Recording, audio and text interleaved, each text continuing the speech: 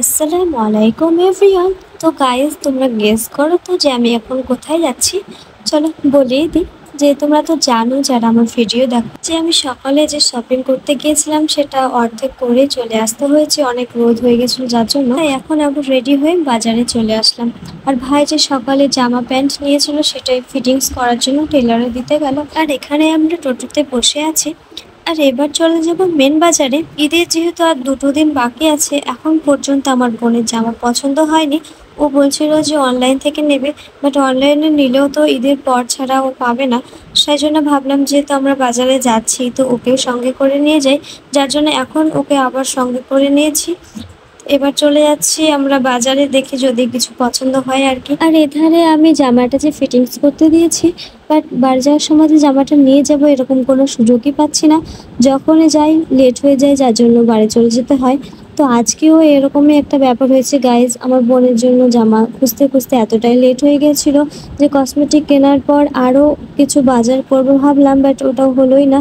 এখানে ওর জন্য জামা নিতে ঢুকলাম আর কি, বাট ওর পছন্দ হলো না, যার জন্য চলে যেতে হলো এখান থেকেও। এই বাজারে যখন চলেই আসলাম তাহলে চা খাওয়া যাক।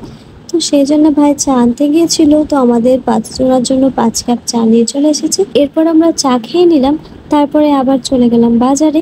বাজারে গিয়ে ভাবলাম যে কসমেটিক কিনবো, তারপরে ভাবলাম না, এই বাজারে যখন এসেছি আগে যে জামা কাপড় কেনা হয়নি ওগুলো আবার কেনা যাক।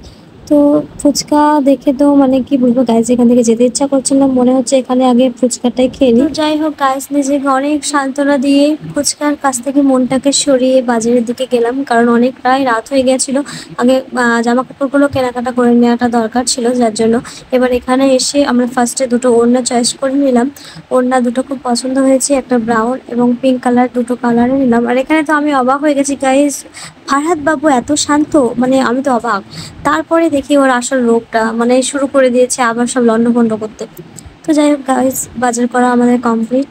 তো এবার চলে যাচ্ছে ফুচকা খেতে, আর পাচ্ছি না সান্ত্বনা দিতে মনটাকে, এবার ফুচকা খেতেই হবে।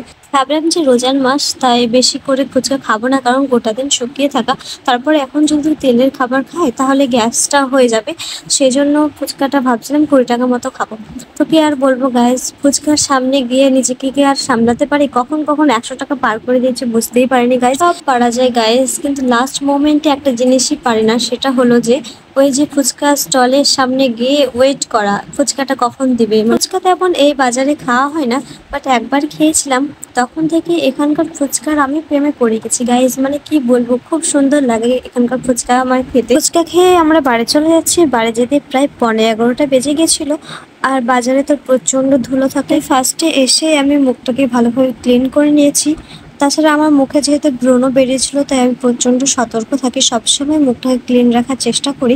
ডক্টরের সাজেস্টে যে দুটো ক্রিম দিয়েছিল, সেই দুটো ক্রিম ছাড়া আমি কোনো কিছু ইউজ করি না। আর টোনারটা ইউজ করা খুবই দরকার স্কিনের জন্য, যার জন্য আমি একটা টোনার ইউজ করি, আর সেটাও হচ্ছে গোলাপ জলের।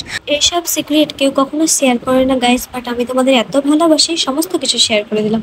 অনেক রাতই হয়ে গেছে, ভিডিওটা আর বড় করলাম না। তোমরা সবাই ভালো থেকো আর আমাকে একটু সাপোর্ট করো।